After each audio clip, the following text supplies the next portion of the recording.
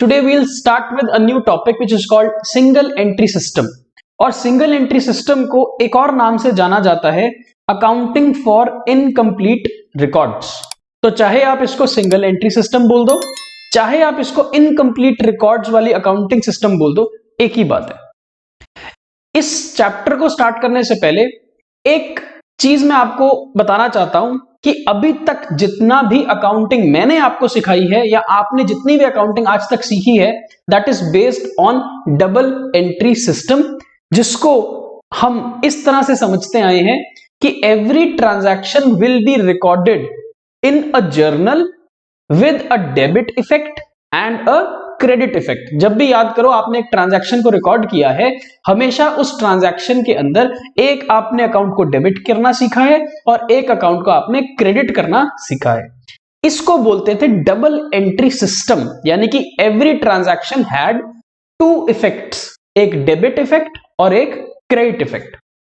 तो क्योंकि इस चैप्टर का नाम सिंगल एंट्री सिस्टम है, तो इसका मतलब क्या हो जाएगा कि आप हर ट्रांजैक्शन को जब रिकॉर्ड करोगे तो उसका एक ही इफेक्ट रिकॉर्ड होगा, यानी कि यहां पर डुअल एंट्री या डबल इफेक्ट रिकॉर्ड नहीं होने वाला है सिंगल एंट्री सिस्टम के अंदर। ठीक है, तभी इसको हम इनकम्प्लीट रिकॉर्ड बोलते हैं, बिकॉज हर ट्रांजैक्शन के दो पहलू आज तक हमने सीखे थे, एक होता है डेबिट का और एक होता है क्रेडिट का।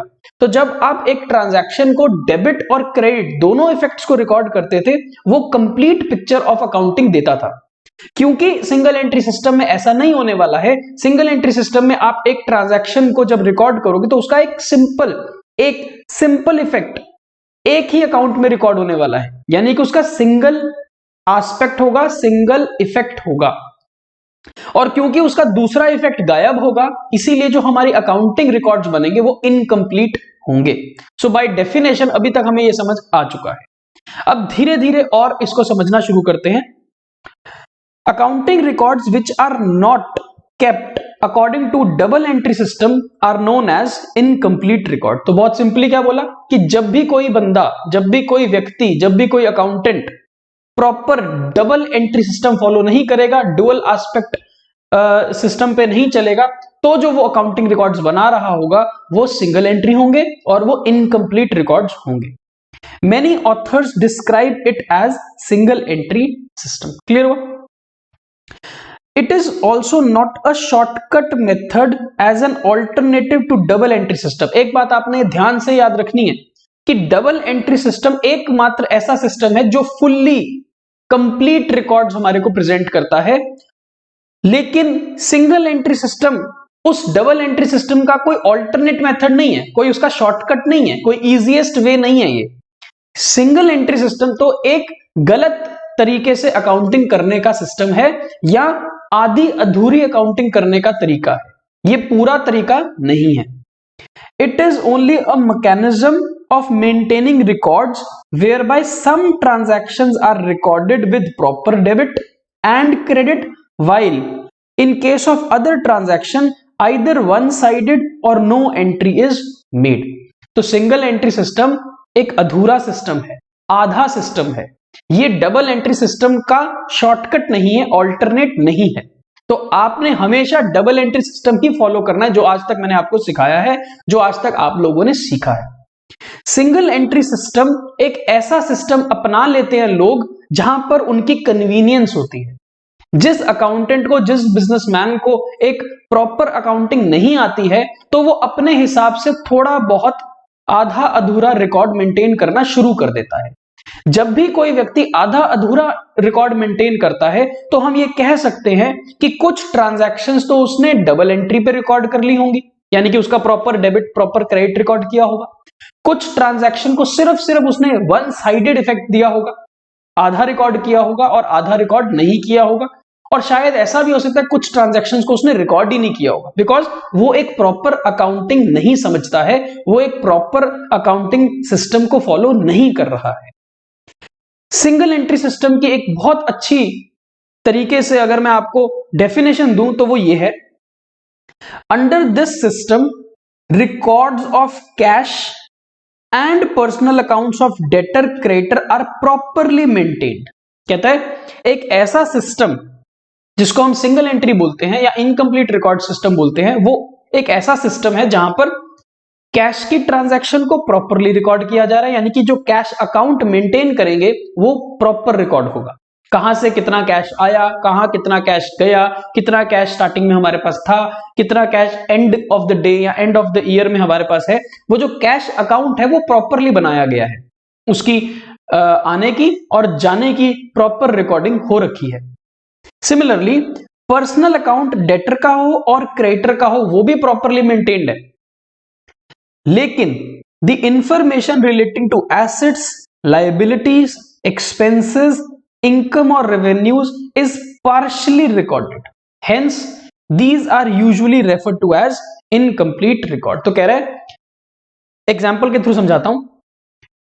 एक छोटा दुकानदार के बारे में सोचो, एक प्रोफेशनल डॉक्टर, इंजीनियर के बारे में सोचो जो अपनी क्लिनिक चला रहा है, और एक इंजीनियर जो मैकेनिक है, मान लो, जो स्कूटर साइकिल वगैरह ठीक कर रहा है। तो ऐसे लोग जो छोटे छोटे बिजनेसेस चलाते हैं ना, उनके पास एक प्रॉपर अकाउंटेंट को हायर करने के लिए पैसा नहीं होता, या फिर उनको लगता है कि हमारा बिजनेस इतना अच्छा लेवल पर नहीं है कि हमारे को एक फुल टाइम अकाउंटेंट की रिक्वायरमेंट हो। तो वो लोग क्या करते हैं, वो लोग अपने हिसाब से एक कॉपी पेज लेते हैं और उसके ऊपर लिखना शुरू कर देते हैं। जो भी वो ट्रांजैक्शन पूरे दिन में करते हैं, वो उसको किसी ना किसी तरीके से लिखना, रिकॉर्ड करना शुरू करते हैं। अब इसमें क्या होता है कि जो कैश वो रिसीव करते हैं या जो कैश वो पे करते हैं, उसको तो वो एक प्रॉपर कैश बुक में रिकॉर्ड कर रहे होते हैं कि कितना कैश आया, कितना कैश गया, कितना कैश उनके पास पड़ा है। कैश जो उन्होंने पे किया, उसका एक्सपेंस जो उन्होंने पे किया या जो उसने किसी व्यक्ति को दिया, वो कैश को तो प्रॉपरली रिकॉर्ड करेंगे, लेकिन उनको इसका डुअल इफेक्ट डालना नहीं आता है, क्योंकि उन्होंने डबल एंट्री तो सीखी नहीं है ना, उनके पास कोई अकाउंटेंट है। तो वो कैश रिसीव कर रहे हैं, कैश पे कर रहे हैं, उसको तो रिकॉर्ड कर रहे हैं, लेकिन किसको कैश पे कर रहे हैं, क्यों कैश पे कर रहे हैं, कैश क्यों आया, कैश क्यों गया, क्या इनकम थी, क्या एक्सपेंस था, वो दूसरा इफेक्ट रिकॉर्ड करना नहीं आता उनको, इसलिए वो रिकॉर्ड नहीं करते। तो कैश अकाउंट प्रॉपर है, लेकिन कैश अकाउंट से लिंक्ड जो अकाउंट था, जो डुअल इफेक्ट पे जाना चाहिए था अकाउंट में एंट्री को, वो रिकॉर्ड वो नहीं कर रहे। सिमिलरली किस व्यक्ति से कितने पैसे लेने हैं, किस व्यक्ति को कितने पैसे देने हैं, ये वो तो प्रॉपरली रिकॉर्ड कर रहे हैं, लेकिन डेटर क्रेडिटर के अलावा जो दूसरा इफेक्ट होता है अकाउंट का, वो रिकॉर्ड नहीं कर रहे हैं। फॉर एग्जाम्पल, उन्होंने किसी व्यक्ति को सामान सेल किया उधार पर, तो उसने उस व्यक्ति का अकाउंट बना दिया और लिख दिया कि मैंने तेरे से पैसे लेने हैं, लेकिन जो उसका दूसरा इफेक्ट सेल अकाउंट में जाना चाहिए था, वो सेल अकाउंट नहीं बना रहे होंगे, बिकॉज उनको एंट्री करनी आती नहीं है। सो क्या हो रहा है कि एक ऐसा रिकॉर्ड बन रहा है जिसमें कैश प्रॉपरली रिकॉर्ड हो रहा है, debtor creditor personal accounts properly record हो रहे हैं, लेकिन जो बाकी के बचे हुए अकाउंट्स हैं, जैसे कि एसेट का अकाउंट, लायबिलिटी का अकाउंट, खर्चे का अकाउंट, इनकम का अकाउंट, प्रॉफिट लॉसेस, ये वो रिकॉर्ड नहीं कर रहे हैं। इसीलिए तो उनका जो रिकॉर्ड बन रहा है, उनकी जो अकाउंटिंग हो रही है, वो सिंगल एंट्री सिस्टम पे हो रही है या इनकम्प्लीट, अधूरी हो रही है। ठीक हो गया। फिर फीचर्स ऑफ इनकम्प्लीट रिकॉर्ड क्या है? अभी तक आपको ये बात तो समझ आ गई कि ये डबल एंट्री नहीं है, क्योंकि अगर डबल एंट्री होती तो हर ट्रांजैक्शन रिकॉर्ड होती, हर ट्रांजैक्शन में एक डेबिट और एक क्रेडिट किया जाता अकाउंट, और वहां से फिर वो लेजर पोस्टिंग होती, ट्रायल बैलेंस बनता, और फिर हम आगे जाके फाइनल अकाउंट्स बना के प्रॉफिट या लॉस कैलकुलेट कर पाते। वो है double entry system.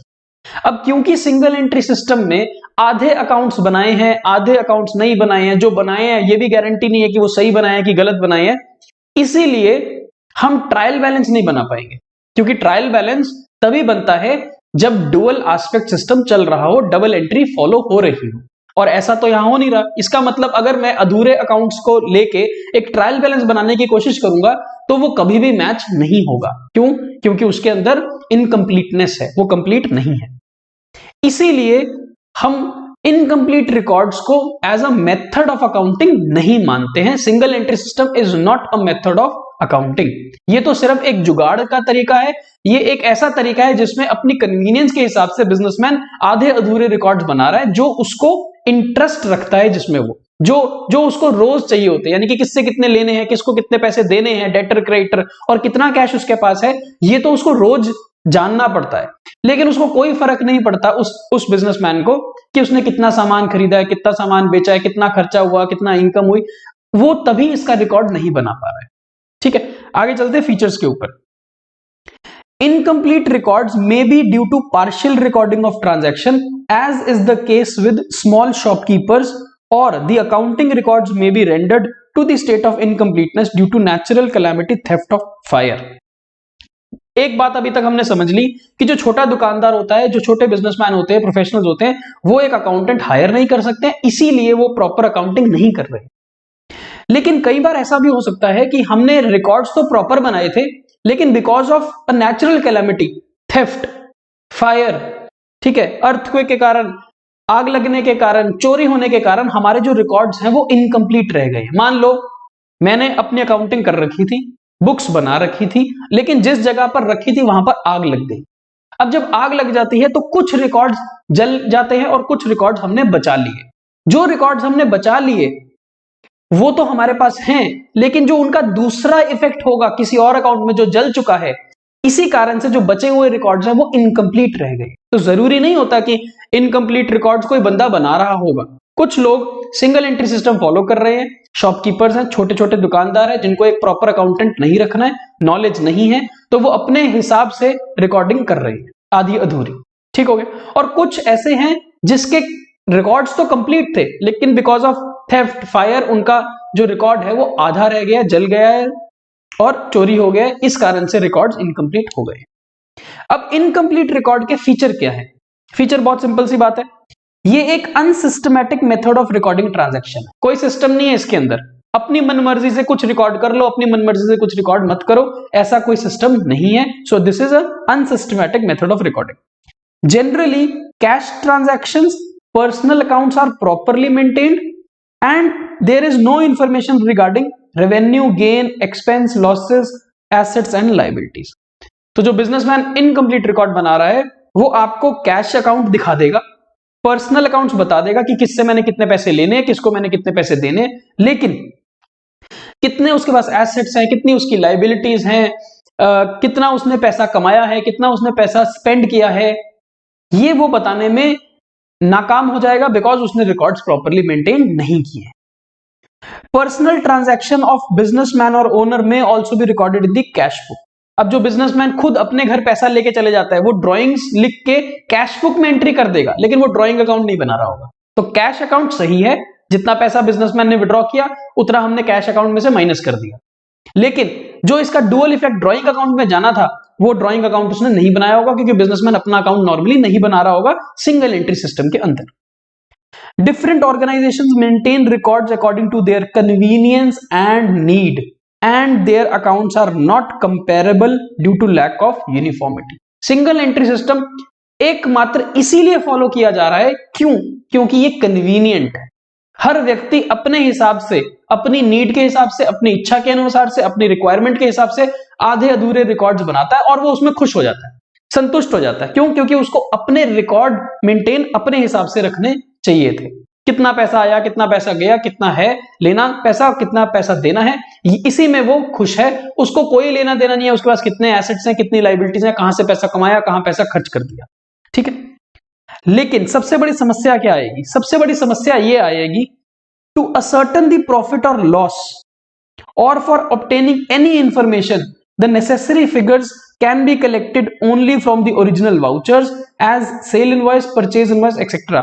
Therefore dependence on original voucher is inevitable. जो असली में उस व्यक्ति ने सेल बिल काटा होगा, जो परचेज करते समय उसके पास परचेज का बिल आया होगा, वो बिल उसको रखने पड़ेंगे, क्योंकि उसी के बेस पे जो व्यक्ति होगा, जो एक प्रॉपर अकाउंटेंट होगा, वो उसके रिकॉर्ड्स को शायद कंप्लीट कर पाए, क्योंकि उसने अपने हिसाब से रिकॉर्ड अधूरे बनाए हैं, लेकिन उसको कंप्लीट तो करना पड़ेगा ना।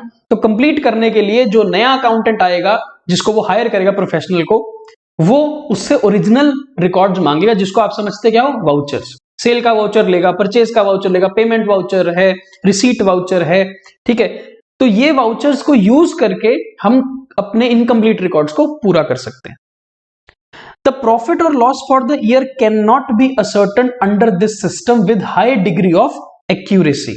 एक्यूरेटली तो हम बता ही नहीं पाएंगे कि भैया उस बिजनेसमैन ने कितना प्रॉफिट कमाया या कितना नुकसान किया है। क्यों नहीं बता पाएंगे? क्योंकि हमें प्रॉपर रिकॉर्ड्स नहीं है हमारे पास। Therefore, only an estimate of the profit or loss earned during the year can be made. लेकिन हम to a reasonable level of accuracy हम एस्टिमेट जरूर कर पाएंगे एक तरीके से कि उस व्यक्ति ने पूरे साल में कितना प्रॉफिट किया होगा या लॉस किया होगा। Similarly, the balance sheet may not reflect the complete and true position of assets and liabilities. क्योंकि उसने रिकॉर्ड्स पूरे नहीं बनाए हैं, तो जो उसकी बैलेंस शीट बनाई जाएगी वो भी एक एस्टिमेटेड बैलेंस शीट होगी, वो एक्यूरेट नहीं हो सकती है। क्यों? क्योंकि वो रिकॉर्ड्स प्रॉपर नहीं थे। अभी तक आपको समझ के आया है कि सिंगल एंट्री सिस्टम कतई कोई प्रॉपर सिस्टम नहीं है, फॉलो हम नहीं करेंगे। हम तो हमेशा as an accountant, as a student of accountancy, हम तो हमेशा डबल एंट्री सिस्टम फॉलो करेंगे। लेकिन हम जब प्रैक्टिकली किसी बिजनेसमैन को देखते हैं, छोटे दुकानदार को देखते हैं, तो वो अपने हिसाब से, अपनी कन्वीनियंस के हिसाब से आधे अधूरे रिकॉर्ड मेंटेन कर लेते हैं गलती से, या जितनी उनकी लिमिटेड नॉलेज होती है।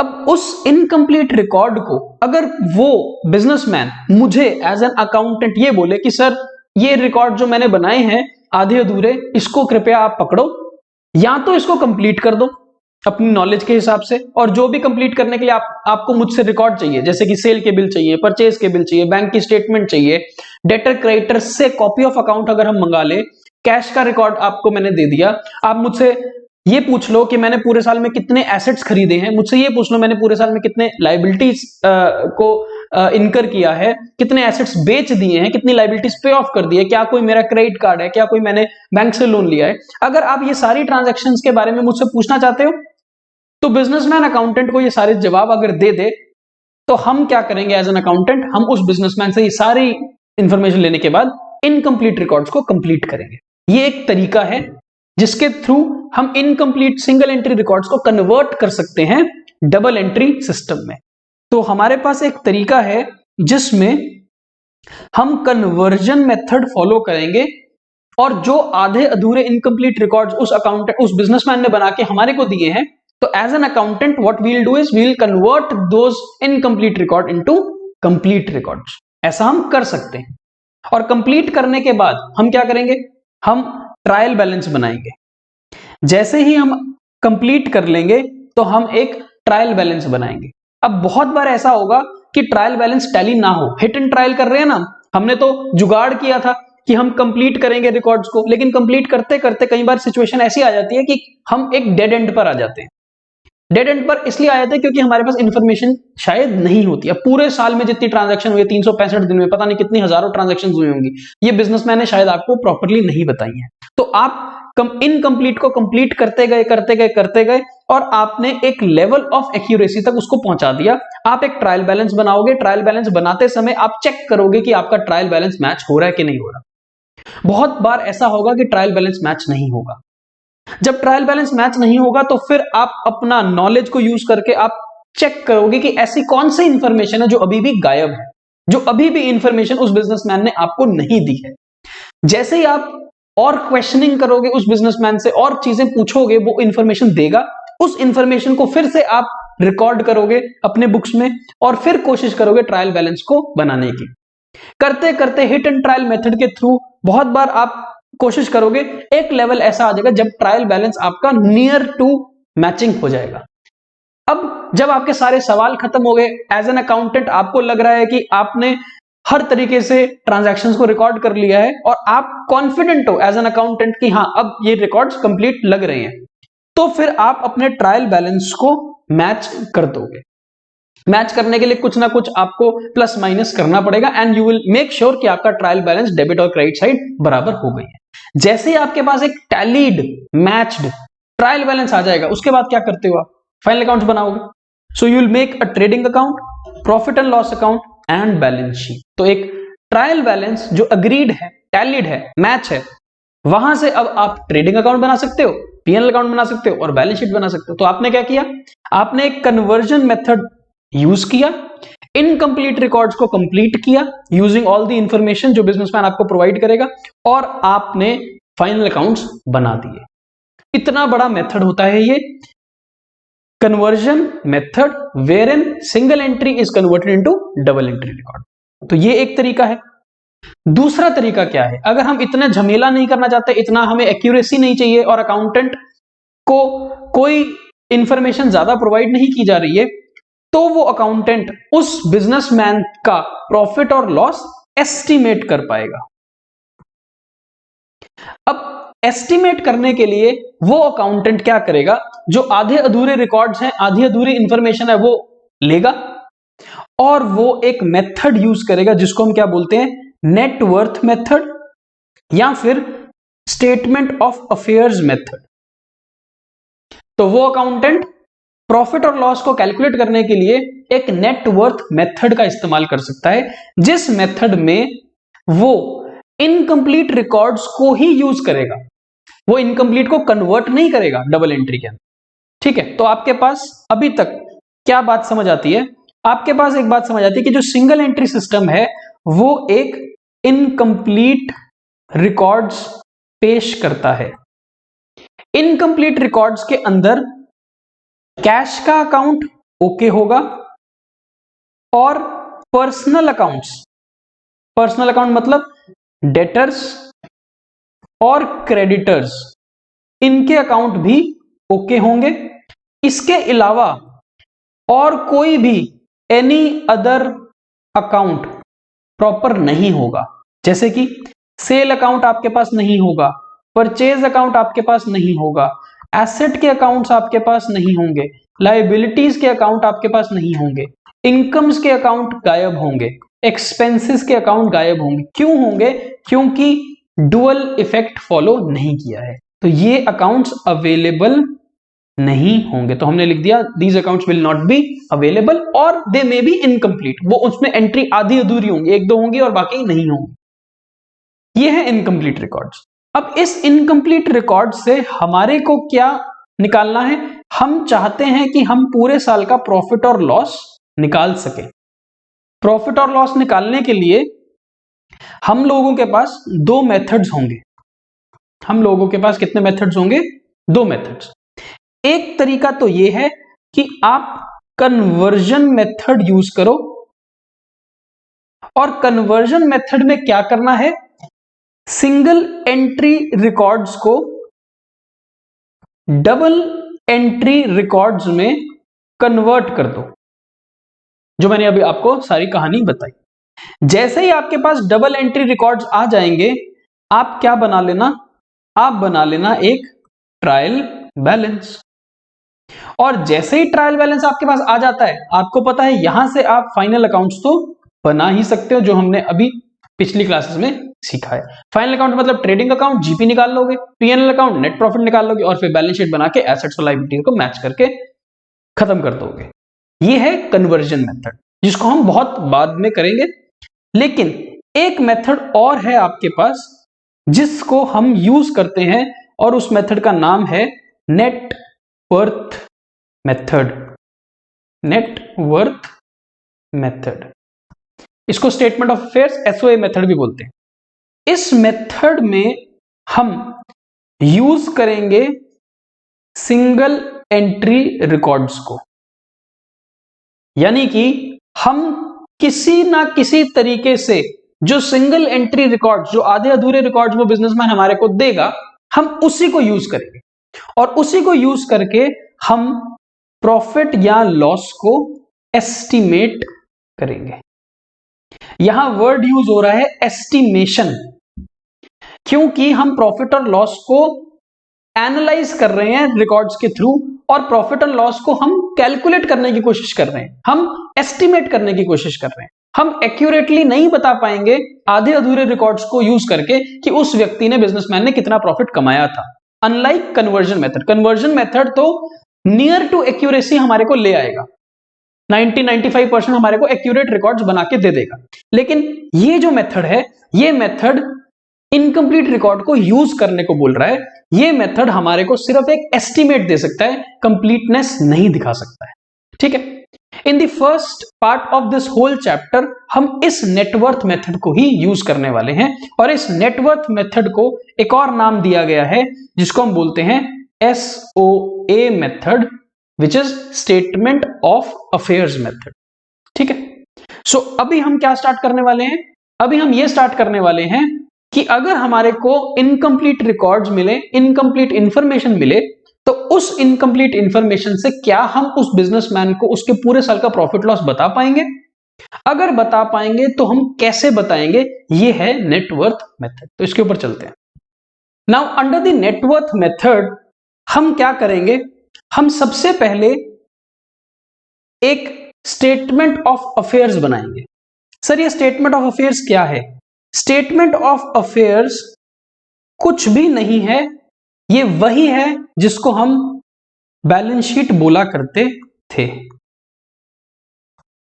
सो what is a statement of affairs? It is another name given to balance sheet. है ये क्या? Statement of assets and liabilities held by business. तो हम नेटवर्थ मेथड कर रहे हैं, एसओए मेथड कर रहे हैं। इसमें सबसे पहला काम क्या करेंगे? हम एक स्टेटमेंट ऑफ अफेयर्स बनाएंगे। स्टेटमेंट ऑफ अफेयर्स क्या है? एक बैलेंस शीट है जो एसेट्स और लायबिलिटीज डिस्क्लोज करती है। ये एसओए हमारे को बिगिनिंग और एंड ऑफ द ईयर दोनों के लिए बनानी। धीरे धीरे हम इस मेथड को समझते हैं। इस मेथड्स में कुछ स्टेप हैं। स्टेप्स क्या हैं? पहला स्टेप है prepare SOA both at the opening and closing dates. तो क्या करेंगे? हम एक स्टेटमेंट ऑफ अफेयर्स बनाएंगे। स्टेटमेंट ऑफ अफेयर्स क्या होता है? स्टेटमेंट ऑफ अफेयर्स एक तरह की बैलेंस शीट है जिसमें एसेट्स और लायबिलिटीज लिखे जाते हैं। ठीक, तो चेक करते हैं एसओए कैसे बनेगा। तो हम एक एसओए बनाएंगे, ऊपर लिखेंगे एसओए एज ऑन। एक एसओए बनाएंगे साल की शुरुआत का, ओपनिंग डेट का, और एक एसओए बनाएंगे साल के एंड की डेट का, क्लोजिंग। तो एक बनाएंगे हम 1 अप्रैल 2020 का, जिसको हम बोलते हैं ओपनिंग एसओए, और सिमिलरली एक बनाएंगे हम क्लोजिंग एसओए। क्लोजिंग एसओए 31/3/2021 का। दोनों एसओए बनेंगे कैसे? एक तरफ एसेट्स लिख देंगे, एक तरफ लायबिलिटीज लिख देंगे। ठीक है, और सारे एसेट्स और लायबिलिटीज लिखने के बाद ये एसओए हम मैच कर देंगे। सर अब मैच कैसे करेंगे? क्योंकि ये तो इनकम्प्लीट है, ये तो सिर्फ तुक्का लगा रहे हैं, हम जुगाड़ लगा रहे हैं। ये हम सिर्फ इंफॉर्मेशन पूछ रहे हैं बिजनेसमैन से कि तेरे पास कितने एसेट्स थे साल की शुरुआत में। तो वो जैसे जैसे हमारे को एसेट्स बताता जाएगा हम सारे एसेट्स लिखते जाएंगे, जैसे जैसे वो हमारे को लायबिलिटीज बताता जाएगा हम सारी लायबिलिटीज लिखते जाएंगे। ऐसा तो होगा नहीं ना कि एसेट और लायबिलिटीज आपस में मैच हो जाए, तो कुछ ना कुछ डिफरेंस आएगा। अगर जो भी डिफरेंस आएगा हम उसको क्या लिख देंगे? कैपिटल। तो वो हो जाएगा हमारा बैलेंसिंग फिगर। यानी कि जितने भी एसेट्स लिखे, जितनी भी लायबिलिटीज लिखी, उसमें जो भी डिफरेंस आएगा हम उसको क्या लिख देंगे? कैपिटल का बैलेंस। तो हमने एक ओपनिंग एसओए बनाया, ओपनिंग एसओए से हमारे पास क्या आ जाएगा? ओपनिंग कैपिटल की वैल्यू। सिमिलरली हम क्लोजिंग एसओए बनाएंगे और वहां भी जो डिफरेंस आएगा उसको हम क्या मान लेंगे? Closing capital. तो अब समझो क्या हुआ। स्टेप नंबर 1 हमने बनाया एसओए। एक एसओए बनाया हमने साल की बिगिनिंग में, एक एसओए बनाया हमने साल के एंड में। बिगिनिंग एसओए से हमारे पास एक वैल्यू आएगी जिसको हम क्या बोलेंगे? Opening capital. और ये कैसे आएगी? बैलेंसिंग करके। जो भी डिफरेंस आएगा हमारे एसओए में, बैलेंस शीट में, उसको हम कैपिटल बोल देंगे। तो साल की शुरुआत वाला कैपिटल ओपनिंग कैपिटल, और साल के एंड वाला capital closing capital. So both these opening and closing capital will be received by us from statement of affairs। ये statement of affairs कैसे बनती है? जैसे एक बैलेंस शीट बनती है। ये हो गया हमारा स्टेप नंबर 1। अगर स्टेप नंबर 1 में हमारे पास ओपनिंग कैपिटल आ जाए, क्लोजिंग कैपिटल आ जाए, तो हम स्टेप नंबर 2 में जाएंगे। स्टेप नंबर 2 में जाने पर हम क्या बनाएंगे? SOPL। एक था एसओए स्टेटमेंट ऑफ अफेयर्स, एक है SOPL statement of profit and loss. ये स्टेटमेंट हमारे को प्रॉफिट और लॉस एस्टिमेट करने में मदद करेगी। अब ये स्टेटमेंट का भी एक फॉर्मेट है। ये स्टेटमेंट का फॉर्मेट क्या बोलता है हमारे को? ये बोलता है आप बनाओ SOPL for the year 2020-21। SOPL तो पूरे साल का, क्योंकि प्रॉफिट लॉस पूरे साल का निकलता है। अब इस SOPL में हम क्या लिखेंगे, हमें फॉर्मेट को याद रखना है। हम लिखेंगे क्लोजिंग कैपिटल, जितनी भी वैल्यू थी, और ये क्लोजिंग कैपिटल कहां से निकाला है आपने? ये देखो, ये क्लोजिंग कैपिटल यहां लिखा है आपने, जो आपने क्लोजिंग SOA बना के कैलकुलेट किया है। इसमें दो तरह की एडजस्टमेंट्स करोगे। इसमें क्या करोगे आप? दो तरह की adjustments, adjustment number 1, adjustment number 2। एक एडजस्टमेंट है ये कि प्लस करना है आपने ड्रॉइंग्स को फॉर द ईयर। जितना भी बिजनेसमैन ने पूरे साल में पैसा विड्रॉ किया है, ड्रॉइंग्स करी हैं, वो आप ऐड कर दोगे, और जितना भी पैसा एडिशनल कैपिटल के तौर पर बिजनेसमैन ने इन्वेस्ट किया है, यानी कि एडिशनल कैपिटल जो इन्वेस्ट किया है, वो माइनस कर दो। तो क्या काम किया हमने? क्लोजिंग कैपिटल जो हमें क्लोजिंग SOA से मिलेगी, उसमें drawings during the year add करेंगे, और additional capital invested during the year को माइनस करेंगे। ऐसा करने के बाद हमारे पास एक वैल्यू आ जाएगी, जिस वैल्यू को हम क्या बोलेंगे? Equal to adjusted closing capital. ये आ गई हमारे पास adjusted closing capital. Adjusted closing capital क्यों है? क्योंकि हमने क्लोजिंग कैपिटल में दो एडजस्टमेंट्स करी हैं, ड्रॉइंग्स को ऐड किया है, एडिशनल कैपिटल को माइनस किया है। इसके बाद हमारे को एक काम करना है, वो है लेस ओपनिंग कैपिटल। ये ओपनिंग कैपिटल कौन सा है? ये वही ओपनिंग कैपिटल है जो आपने ओपनिंग SOA बना के बैलेंसिंग फिगर के थ्रू एस्टिमेट किया है। इस ओपनिंग कैपिटल को आप यहां माइनस कर दोगे, और जैसे ही ओपनिंग कैपिटल को माइनस करोगे तो आपके पास एक वैल्यू आ जाएगी, जिस वैल्यू को हम क्या बोलेंगे? नेट प्रॉफिट और लॉस फॉर द ईयर। ये हमारा नेट आंसर होगा। अब ये प्रॉफिट कब होगा? ये प्रॉफिट तब होगा अगर ये पॉजिटिव वैल्यू है तो ये प्रॉफिट है, और अगर ये वैल्यू नेगेटिव है तो ये नेट लॉस है। तो ये है हमारा SOPL, statement of profit loss, जो हमारे को एंड में प्रॉफिट या लॉस ड्यूरिंग द ईयर बताएगा। और एक हमने बनाया है SOA, साल की शुरुआत का और साल के एंड का, जो हमारे को ओपनिंग कैपिटल और क्लोजिंग कैपिटल की वैल्यूज देगा। दिस इज द मेथड जहां पर आप इनकम्प्लीट रिकॉर्ड्स को यूज करके प्रॉफिट और लॉस ड्यूरिंग द ईयर को एस्टिमेट कर सकते हो। ठीक है, तो ये हमारा मेथड हो गया। यहां पर अगर आप देखो तो क्या करेंगे हम? एक हम बनाएंगे SOA opening closing. Opening closing SOA में एसेट साइड, लायबिलिटी साइड, सारे एसेट्स लिख देना जितने भी क्वेश्चन आपको देगा ओपनिंग डेट के, सारे लायबिलिटीज लिख देना जितने भी क्वेश्चन देगा ओपनिंग डेट की। ऐसा करने के बाद आपके पास जो डिफरेंस आएगा, बैलेंसिंग फिगर होगी, वो होगी आपकी कैपिटल। तो जब आप ओपनिंग SOA बनाओगे तो आपके पास ओपनिंग कैपिटल आ जाएगा, जब आप क्लोजिंग SOA बनाओगे आपके पास क्लोजिंग कैपिटल आ जाएगा। जैसे ही आपके पास ओपनिंग और क्लोजिंग कैपिटल आ जाए, वैसे ही आप क्या बनाओगे फिर? Statement of profit and loss, जिसको हम क्या बोलते हैं? SOPL। SOPL में आपको पता है, अभी मैंने क्या बताया आपको? क्लोजिंग कैपिटल, उसमें दो एडजस्टमेंट्स, ड्रॉइंग्स को ऐड और एडिशनल कैपिटल को माइनस। ऐसा करने के बाद आपके पास आंसर जो आएगा वो होगा adjusted closing capital. Adjusted closing capital में से साल की शुरुआत वाला कैपिटल माइनस कर दोगे तो आपके पास आंसर आ जाएगा नेट प्रॉफिट और loss. Profit positive, loss negative. ठीक है, तो ये है हमारा एक मेथड या एक फॉर्मूला जिसके थ्रू हम अपना प्रॉफिट और लॉस एस्टिमेट कर सकते हैं। आई होप आपको मेथड क्लियर हो गया है। अगर आपको ये स्टेप्स क्लियर हैं तो हम क्वेश्चंस के ऊपर चल सकते हैं। आपने बस इतनी सी बात याद रखनी है कि एसओपीएल बनाने के लिए, प्रॉफिट और लॉस निकालने के लिए आपके पास ओपनिंग कैपिटल भी होना चाहिए, क्लोजिंग कैपिटल भी होना चाहिए। और ओपनिंग और क्लोजिंग कैपिटल निकालने के लिए आपको ओपनिंग एसओए और क्लोजिंग एसओए बनानी पड़ेगी। अब एक ऐसी सिचुएशन ले लो जहां पर क्वेश्चन आपको ओपनिंग और क्लोजिंग कैपिटल दे ही देता है।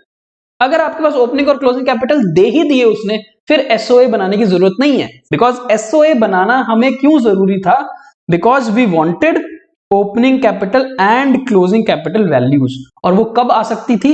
वो तभी आ सकती थी जब हम अपने कैपिटल की बैलेंसिंग फिगर निकाल सकते यूजिंग स्टेटमेंट ऑफ अफेयर्स। तो बहुत क्लियरली आपको ये याद रखना है, एसओए तभी बनानी है जब ओपनिंग कैपिटल मिसिंग है या क्लोजिंग कैपिटल मिसिंग है।